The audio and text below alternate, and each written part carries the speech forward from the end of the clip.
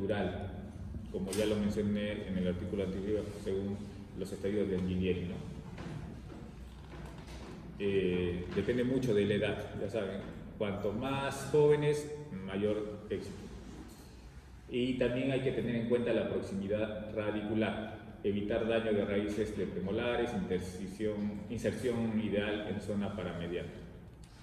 Otros factores que tenemos que tener en cuenta son los factores mecánicos, por ejemplo, el número de mini implantes. Este marco puede estar asentado en 4 tornillos que van a ofrecer mayor estabilidad, o puede ser también 2 tornillos, pero puede ser insuficiente, ¿no? O sea, para pacientes jóvenes sí puede servir, para una persona mayor ya no. El diseño también puede ser un diseño híbrido que sea dentro soportado también, más óseo, o totalmente óseo, ¿no? Otro factor mecánico, la altura del disyuntor, la distancia del tornillo con la mucosa y va a influir en la estabilidad. Cuanto mayor sea la distancia, mayor momento de flexión, ¿ya? Entonces no tiene que estar muy separado. En este artículo, el protocolo de activación que se realizó fue el siguiente, ¿no?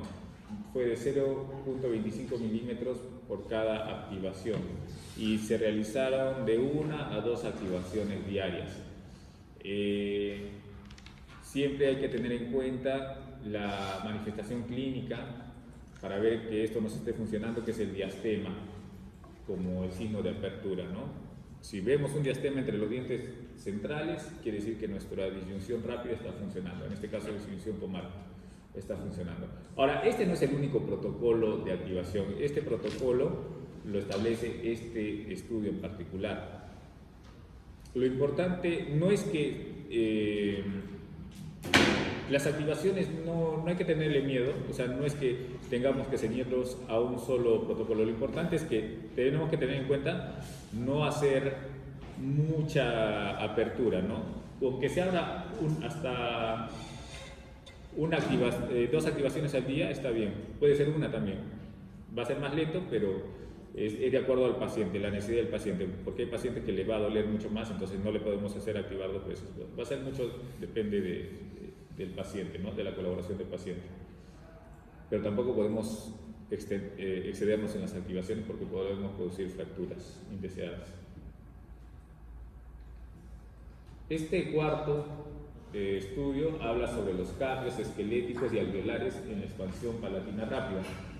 Es una comparativa entre la expansión palatina rápida convencional y la expansión palatina rápida con mini tornillos, o sea, MAT.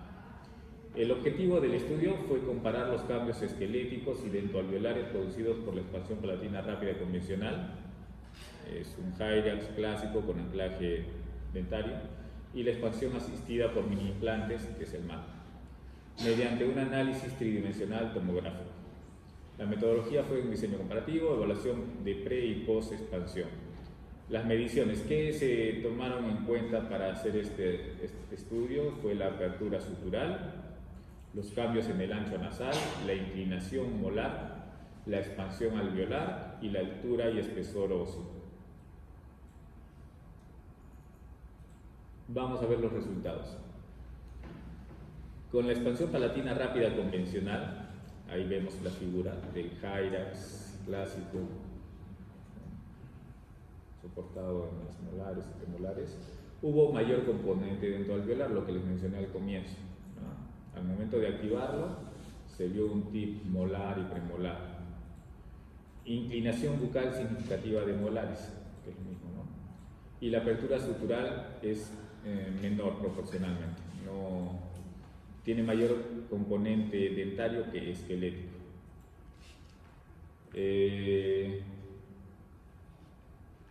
Y en el MARPE vemos, ese es un MARPE híbrido, como se menciona al comienzo, ¿no? Porque tiene los mini implantes y aparte tiene el anclaje en molares.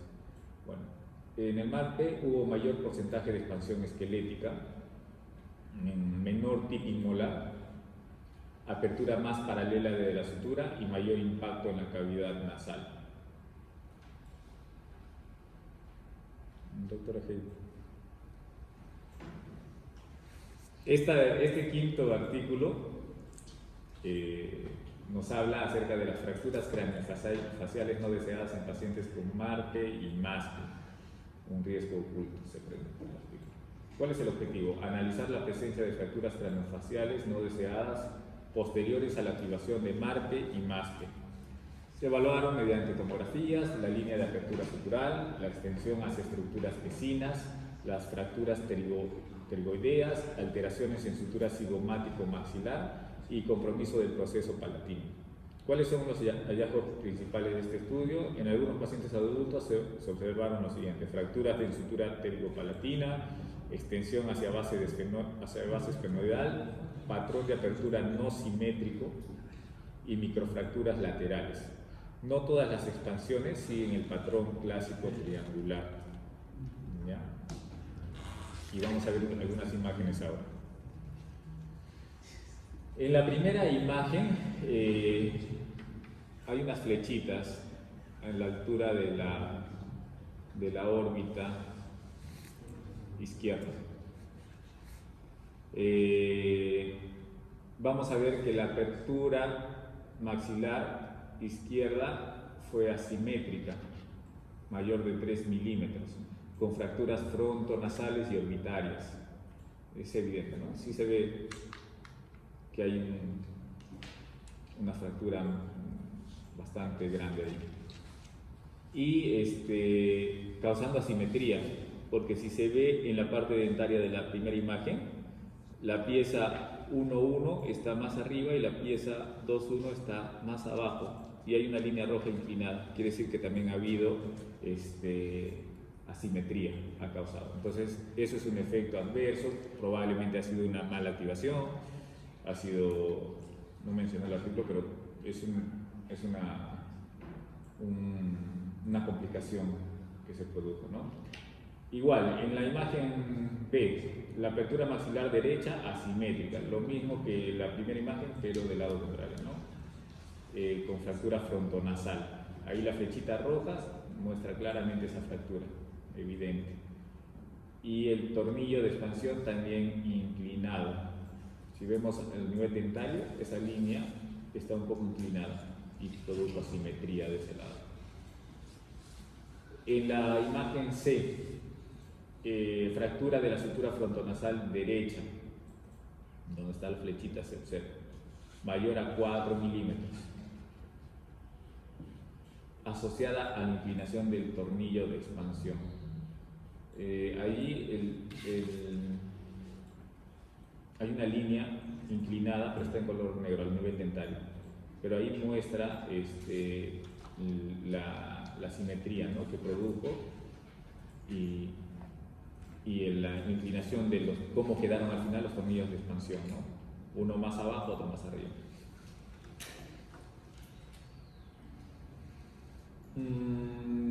Acá hay otras imágenes. En la imagen A, vista frontal facial que muestra fractura frontonasal bilateral en un caso de MARPE. Y sí es evidente el cambio físico, ¿no? Se ve en la primera imagen cómo inició, y en la segunda imagen se ve una nariz un poco más ancha, ¿no?, ya causando simetría en la paciente. En la imagen B, de la misma manera, muestra una fractura frontonasal izquierda, fractura en un caso de MARPE también se le ve la nariz más ancha, ¿no? En la imagen C, es una vista axial que muestra una fractura frontonasal izquierda en un caso de MARPE, en la flecha roja, en la puntita de la nariz se llega a ver que está desviada hacia un lado y se ve la línea de la fractura en la imagen C. En la imagen D también muestra una fractura asintomática del hueso palatino posterior izquierdo asociado a MASPE. Esto sí es con cirugía, ¿no?, con intervención quirúrgica. Debe ser un paciente mucho más adulto, con el protocolo de expansión ultralento, detectada durante el seguimiento radiográfico rutinario, la flecha roja. Bueno, no se ve bien allí, pero la imagen muestra esa fractura. En la imagen E, Y F, también se ve una fractura del hueso cigomático.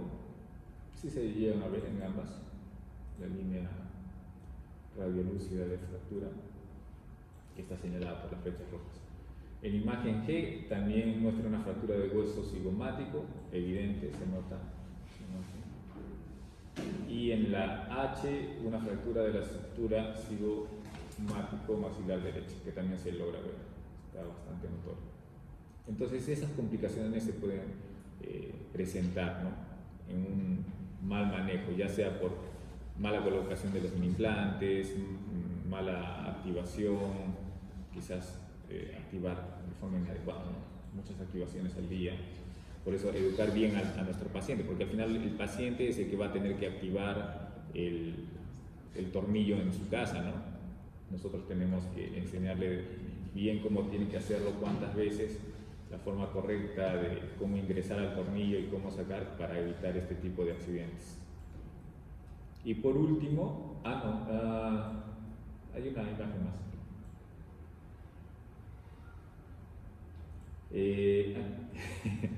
Sí, ahí estoy. Y la conclusión de este artículo dice: el artículo sugiere mayor riesgo en pacientes mayores de 20 a 25 años, o sea, hay que tener mucho en cuenta esas edades. Alta densidad ósea palatina también, sutura altamente interdigitada, cuando vemos así también es un factor de riesgo, hay que intervenir con precaución, y la activación rápida, como decía, ¿no?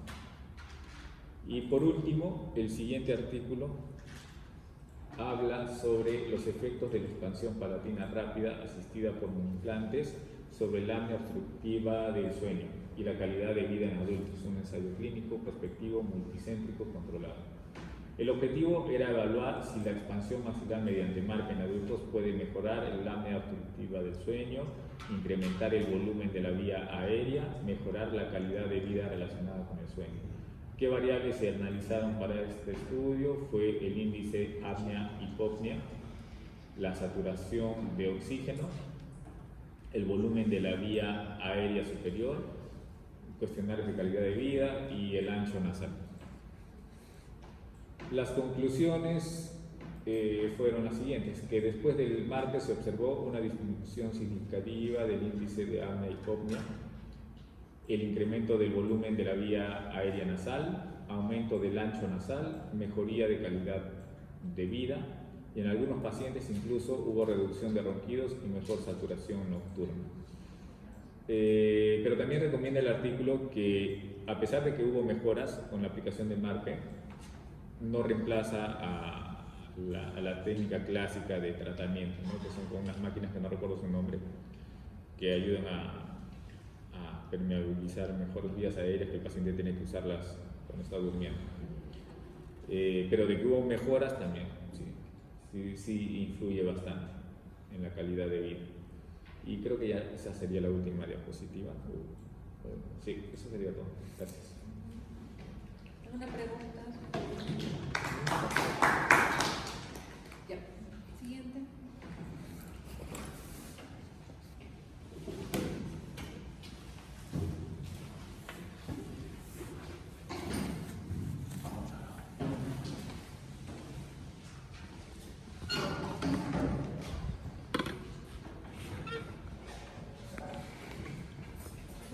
Continuando con las exposiciones, vamos a hablar un poquito sobre lo que es para tratamientos en ortodoncia.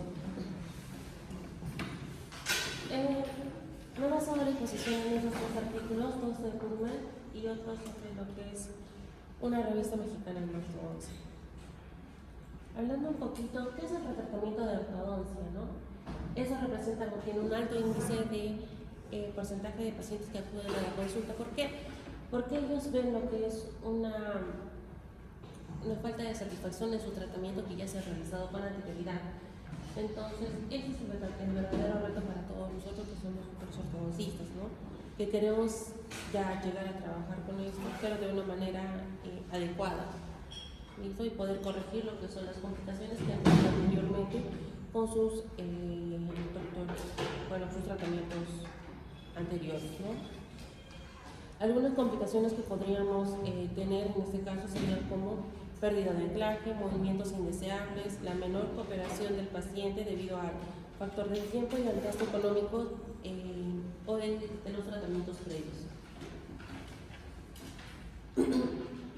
Los ortodoncistas que realizan retratamientos en su consulta pueden enfrentarse a dificultades adicionales, como tratar a personas con mayores exigencias para obtener resultados excelentes y tratamientos eficaces, ya que varios de estos pacientes se informan mucho más de acuerdo a cómo puede ser su tratamiento, cuál es el pronóstico también, y aparte son más exigentes. ¿Por qué? Porque quieren ver un claro efecto satisfactorio de lo que ellos quieren conseguir. ¿Listo? El tratamiento de ortodoncia también mejora lo que es la calidad de vida para los pacientes.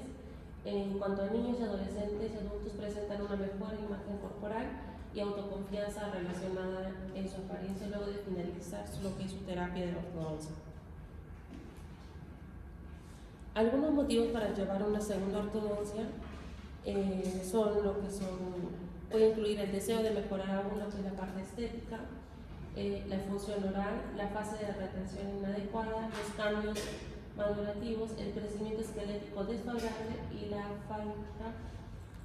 falla en el diagnóstico y la planificación del tratamiento o tratamiento deficiente.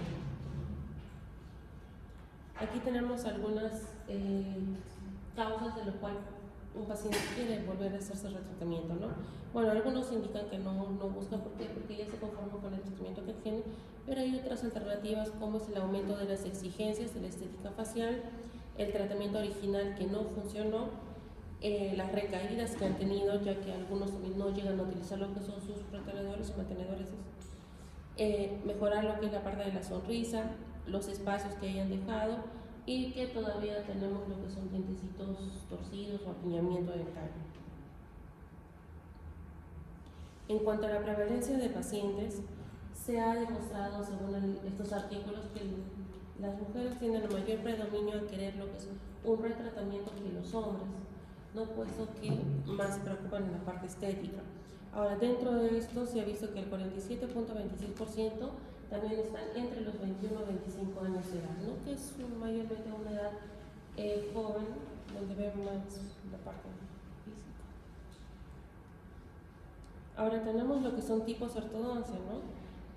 Se menciona también que en la mayoría de los casos que se trataron con aparatos fijos en lugares de removibles, una revisión sistemática previa recopiló datos sobre la estabilidad de post-tratamiento durante 1 a 3 años, tanto en tratamientos con alineadores fijos como transparentes, y se halló también casos tratados con alineadores transparentes que presentaron una mayor tasa de recidiva, pero en sí no hay hasta ahorita algo fijo en lo cual diga que alguno de los dos tratamientos pueda llegar a fracasar o pueda llegar a tener algún tipo de alteración al finalizar el tratamiento.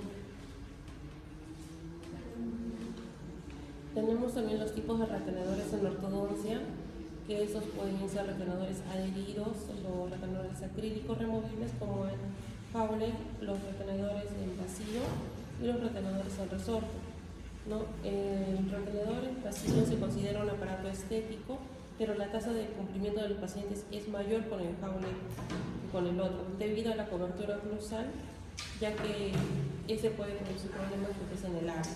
Por eso que mayormente utilizan el otro. Aquí tenemos lo que es un casito, por ejemplo, de un tratamiento que se va a volver a retomar. Esta pacientita es una niña de 9 años, que viene por una segunda opinión. Esta paciente ha realizado lo que, según sus padres, ¿no?, había estado utilizando una palatina removible para lo que es intentar eliminar la succión del pulgar y la protrusión lingual, y para corregir lo que es la mordida abierta, pero sin tener lo que es éxito, ¿no? La evaluación extraoral reveló una cara simétrica, una ausencia de sellado labial pasivo y un patrón de crecimiento moderadamente hiperdivergente con una altura facial inferior aumentada y un perfil facial ligeramente convexo. Además, el paciente presentaba lo que es una estética de sonrisa significativamente comprometida, sin que se pudieran ver los incisivos maxilares en el momento de sonreír. Como podemos ver en las imágenes, ¿no?, tanto en las fotografías extraorales e intraorales, la paciente tiene una alta mordida abierta, lo cual a pesar de utilizar el aparatito no se ha podido corregir.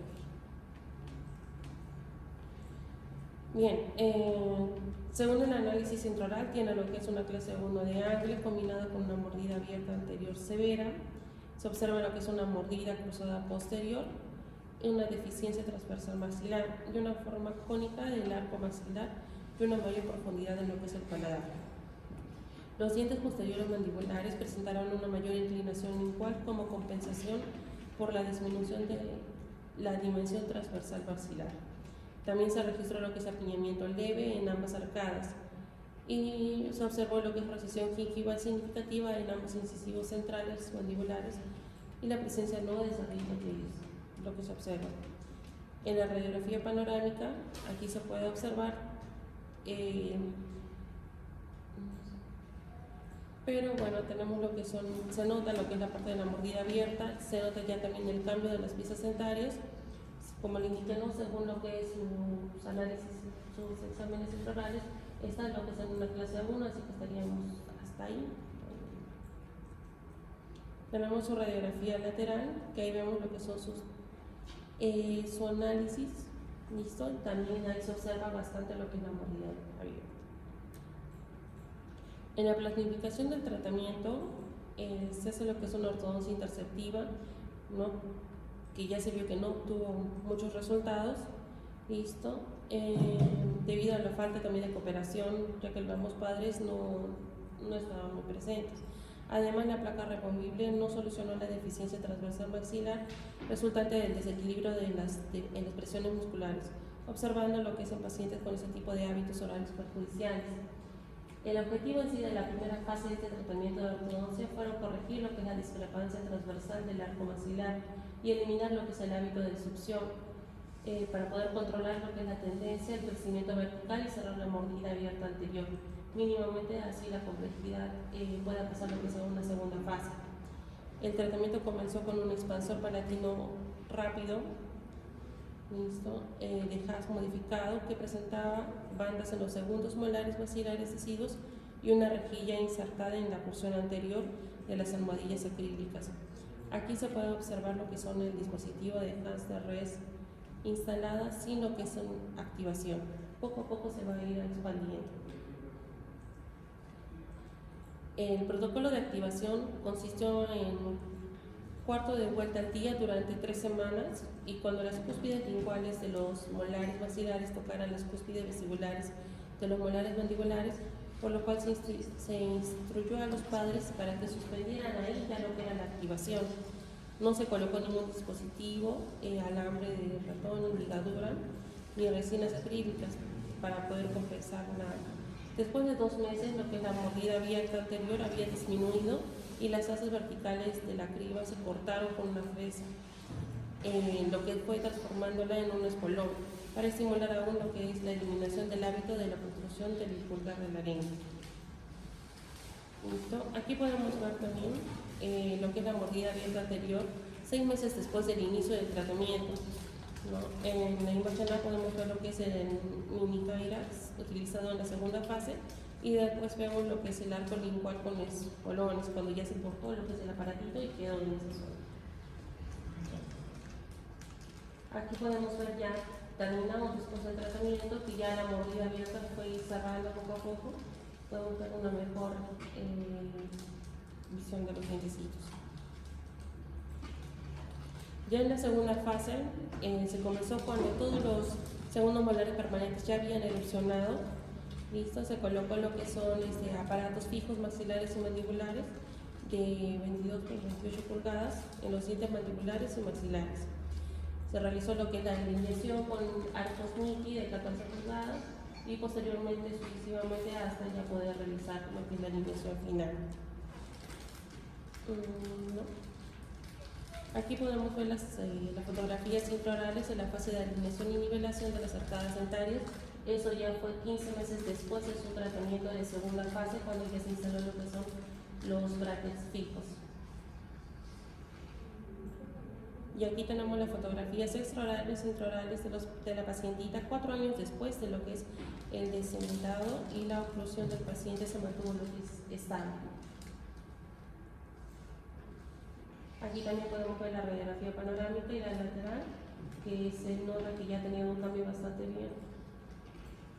¿Listo? Y en conclusión, bueno, la creciente demanda de tratamientos de ortodoncia por parte de la población es de gran importancia e interés para los ortodoncistas. Sin embargo, debemos ser conscientes en los intereses del paciente y especialmente de nuestra capacidad para realizar tratamientos que satisfagan sus necesidades. Escuchar al paciente y determinar el momento óptimo para la intervención, que sin duda es la mejor manera para garantizar el éxito del tratamiento de ortodoncia para evitar nuevas intervenciones. Eso sería todo.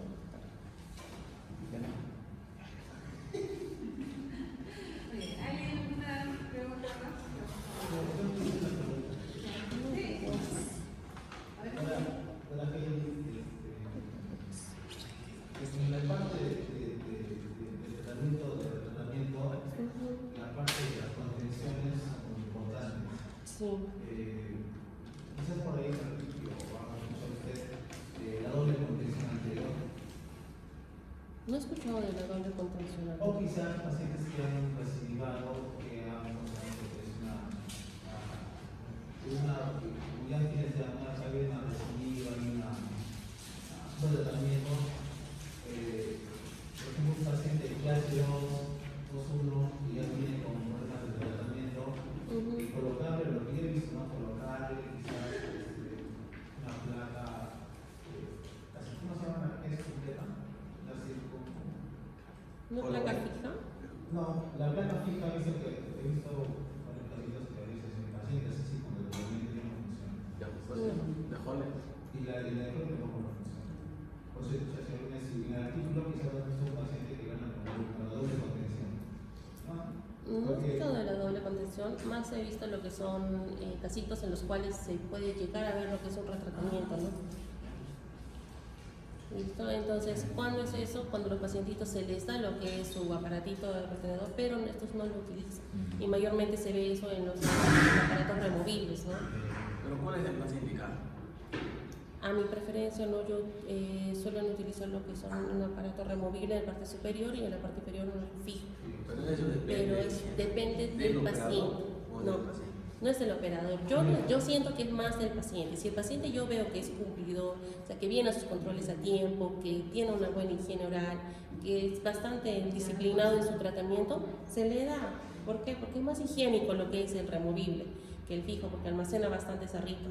Pero si yo veo que es un paciente que no viene a tiempo, que no tiene cuidado con su higiene, yo prefiero colocarle lo que es una aparatología fija, cuando se pueda sacar, cosa que yo voy a tener la certeza de que el paciente no se van a mover sus dientecitos, sino va a tener una alteración después del tratamiento. Doctora, entonces recomienda también hacer controles de contenciones. ¿Cada cuánto tiempo? Cada 6 meses, 4 meses en sus limpiezas.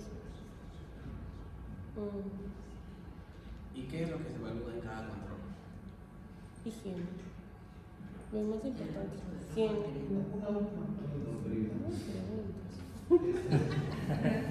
Por ejemplo, si me ha pasado, por ejemplo, si el paciente no es cumplidor que use su placa en la noche o en el día, usted opta por una contención fija en el superior que está hablando. Sí. ¿Cómo se llama la contención y el tratamiento que usted poner? ¿Y qué características tiene que tener y cómo se inventaría? Porque cuando le damos la contención que para aquí no, es diferente que igual, porque igual la cara son más lisas, al borde, para aquí no, superior, las caras son más. ¿En qué posición del diente va? No, dice qué tipo de aparatito. Las preguntas están más enfocadas al tema. El tema es de tratamiento, ¿no? Eso fue. No, yo sé que la parte de la contención es muy importante. No, sí, creo que también más posteriormente cuando ya me recuerdo que hay, ¿no? El tema revista seminario 1, luego seminario 2, se les va asignando otros temas, ¿no? En cuanto al tratamiento del avance que ustedes tienen en sus casos, supone que ahorita como están iniciando, yo creo que a muchos les ha pasado los mismos pacientes para retratamiento, ¿no? Tal vez sí está muy bien lo que has expuesto, pero tienes que enfocar un poquito más en pacientes adultos, ¿no? Porque ellos también buscan un tratamiento y todavía es un poco más especial en ellos porque a veces buscan la eliminación, un incisivo, algo, ¿no? Y no todo paciente que quiere retratamiento también se puede aceptar, ¿no? ¿En qué condiciones tú te basarías o sobre todo para aceptar o no aceptar un retratamiento? Primero tendríamos que ver lo que son las radiografías, pedir los exámenes auxiliares. Hay pacientitos que ya han tenido no solamente uno, sino 2, 3 retratamientos y vemos lo que es la reabsorción de las raíces, reabsorción de hueso. En ese caso de pacientitos no se les recomienda el retratamiento o a mi parecer no se les recomienda. Someterlos a un cuarto o tercer retratamiento sería perjudicar al paciente.